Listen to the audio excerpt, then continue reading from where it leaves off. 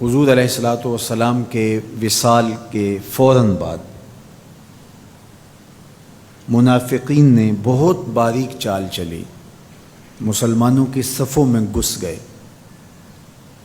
بظاہر لبادے ان کے مسلمانوں والے تھے، تو انہوں نے مسلمانوں سے کہنا شروع کر دیا، لو جی کہانی ختم ہو گئی، ساری رونقیں حضور کے دم سے تھیں، نمازیں تھیں، روزے تھے، لوگ اپنے اموال کی زکوٰۃ دیا کرتے تھے، حج کا اجتماع تھا، یہ سب کچھ ختم ہو جائے گا۔ اب کون مال خرچ کرے گا؟ کس نے جان راہ خدا میں قربان کرنی ہے؟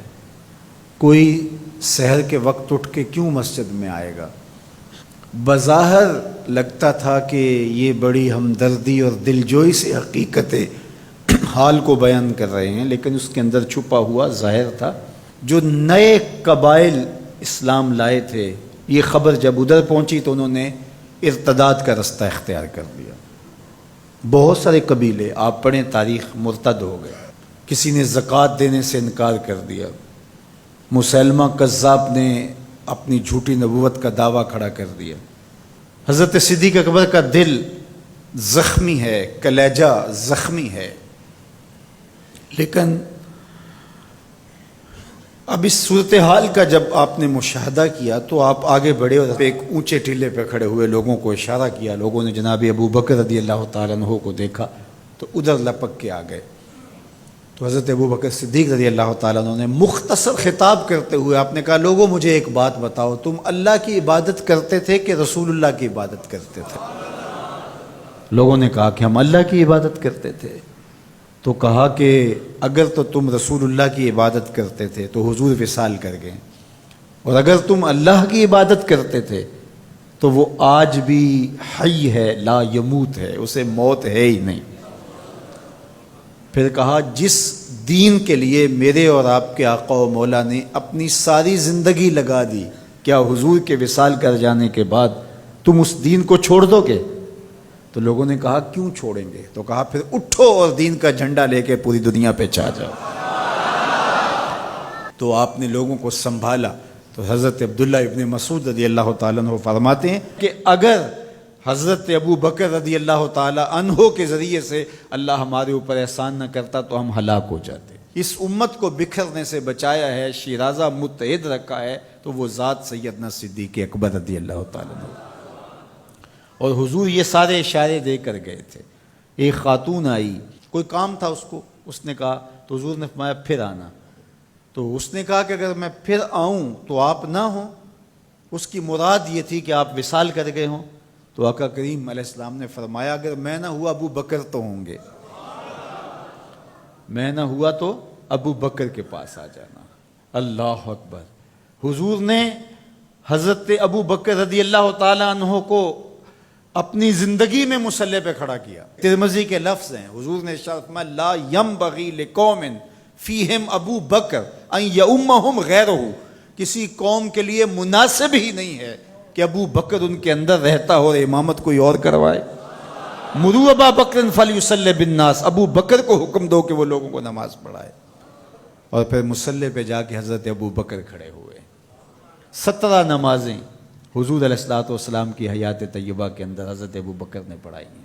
اللہ اکبر۔ فرمایا، ما نفعنی مال احد قط ما نفعنی مال ابی بکر، مجھے کسی کے مال نے اتنا نفع نہیں دیا جتنا ابو بکر کے مال نے دیا۔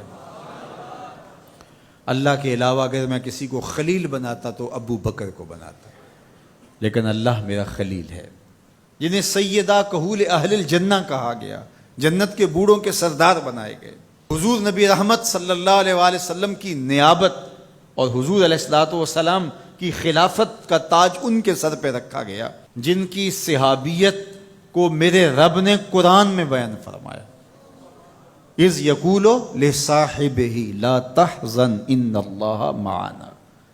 جب غار ثور میں حضور علیہ الصلوۃ والسلام سیدنا ابو بکر رضی اللہ تعالیٰ عنہ کی گود میں سر رکھ کے لیٹے ہوئے تھے، سانپ ایڑی پہ ڈنگ کے ڈنگ لگا رہا ہے اور آپ اپنی ٹانگ کو جنبش نہیں ہونے دیتے۔ آنکھوں کا حلقہ توڑ کے آنسو حضور کے رخسار پہ گرتے ہیں، اور آقا کریم بیدار ہوتے ہیں، اور بیدار ہو کے پوچھتے ہیں مالکا یا ابا بکر، ابو بکر کیا ہوا؟ ادب کے اس کرینے کو جناب سیدنا صدیق اکبر نہیں بھولتے، کہتے ہیں فدا کا امی و ابی یا رسول اللہ، لو دیکھ تو حضور میری ماں بھی آپ کے قدموں پہ قربان جائے، میرا باپ بھی آپ کی راہوں پہ نچھاور، میرا قبیلہ میرا خاندان آپ کے قدموں پہ قربان، مجھے سانپ نے ڈس لیا ہے۔ تو محبت کا یہ اسلوب اور الفت کا یہ طریق آپ کو یہاں ملے گا کہ انداز الفت نہیں چھوڑتے۔ تو سانپ کا کام تو ڈسنا ہے، چاہے وہ غار میں ڈسے یا اسلام آباد میں بیٹھ کے ڈنگ لگائے، وہ تو ڈستا رہے گا، لیکن ابو بکر حضور کی محبت کے ترانے پڑھتا رہے گا۔ سیدنا صدیق اکبر کی سب سے بڑی آرزو جب پوچھی گئی تو وہ یہی تھی کہ آنکھیں میری ہوں، چہرہ حضور کا ہو، نہ چہرہ ہٹے نہ آنکھیں تھکیں، دیکھتا رہوں اور دیکھتا رہوں۔ اس واقعہ کی حکایت قرآن نے بیان کی ہے۔ اذ یقول لصاحبہ، صحابی کا ٹائٹل قرآن نے حضرت سیدنا صدیق اکبر کے نام کیا ہے، اس لیے حضرت سیدنا صدیق اکبر کی صحابیت کا انکار کفر ہے۔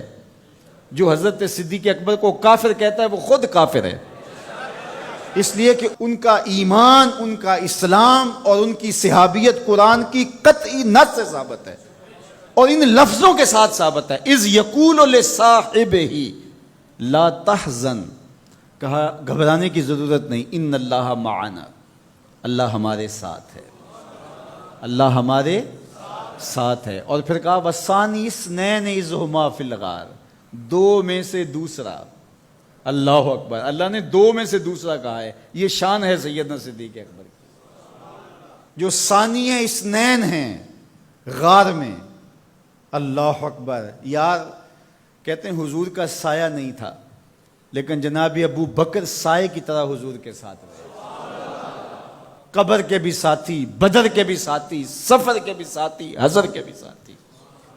تو حضرت صدیق اکبر رضی اللہ تعالیٰ عنہ کی صحابیت قطعی نص سے ثابت ہے، اور سیدنا صدیق اکبر رضی اللہ تعالیٰ عنہ حضور علیہ الصلوۃ والسلام کے خسر ہیں، حضور کی بیٹی سیدہ عائشہ ام المومنین۔ حضرت سیدنا صدیق اکبر رضی اللہ تعالیٰ عنہ کا دایاں ہاتھ حضور نے اپنے ہاتھ میں پکڑا ہے، اور بایاں حضرت عمر کا ہاتھ پکڑا ہے، اور حضور ایسے مسجد نبی سے باہر نکل رہے ہیں، اور کوئی شخص داخل ہوا تو فرمایا قیامت کے دن ہم ایسے ہی اٹھائے جائیں گے، دائیں ہاتھ میں ابو بکر کا ہاتھ ہوگا، بائیں ہاتھ میں عمر کا ہاتھ ہوگا۔ اللہ اکبر، یہ ہیں حضرت ابو بکر رضی اللہ تعالیٰ۔ جو بدبخت سیدنا صدیق اکبر رضی اللہ تعالیٰ عنہ کے ایمان پہ شک بھی کرے وہ مومن نہیں رہتا۔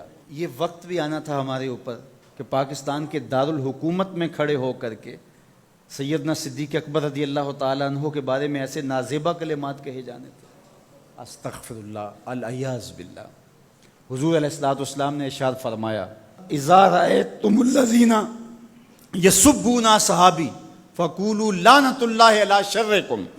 عبداللہ ابن عمر سے روایت ہے، حضور نے فرمایا اگر تم کچھ لوگوں کو دیکھو کہ میرے اصحاب کو گالی دیتے ہیں اور تم کہو تمہاری شر پہ اللہ کی لعنت ہو، یہ حضور نے حکم دیا ہے کہ یہ اس کے جواب میں کہو۔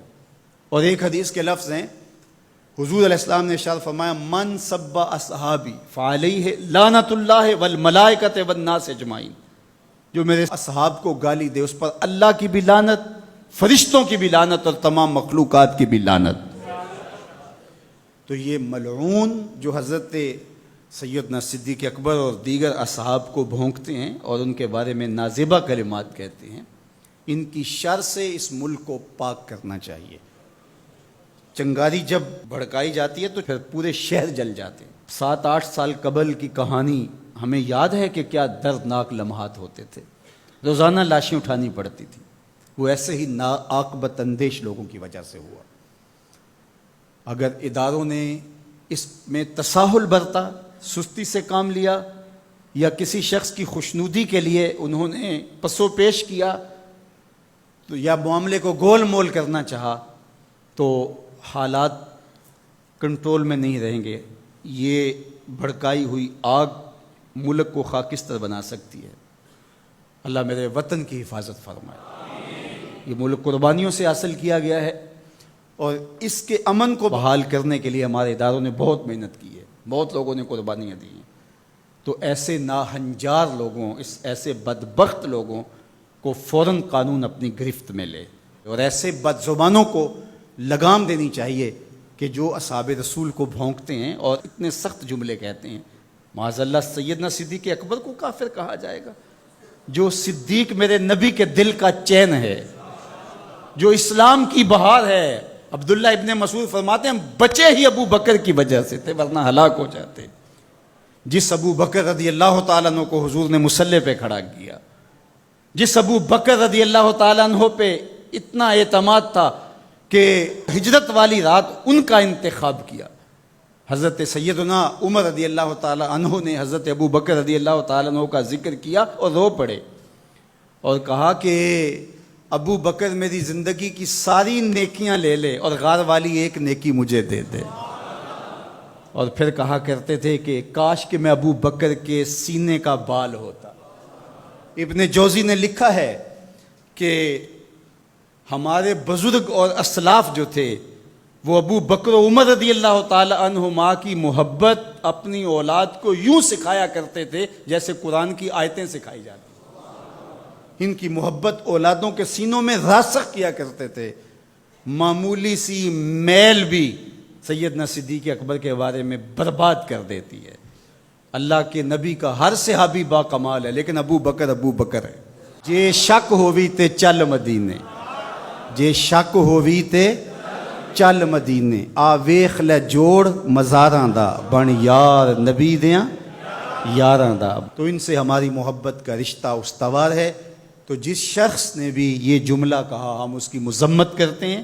مذمت تو لفظ بہت چھوٹا ہے، اس کو قرار واقع سزا دیجئے۔ وہ بدترین انسان ہے روئے زمین پہ، اور اس سے کوئی روح رعایت نہ رکھی جائے تاکہ آئندہ ایسے راستے بند ہو۔ اداروں کو اس پر فی الفور نوٹس لینا چاہیے قبل اس سے کہ حالات ہاتھ سے باہر نکل جائیں اور بے قابو ہو جائیں۔ اللہ ہم سب کو اپنی رحمتوں کے حصار میں رکھے۔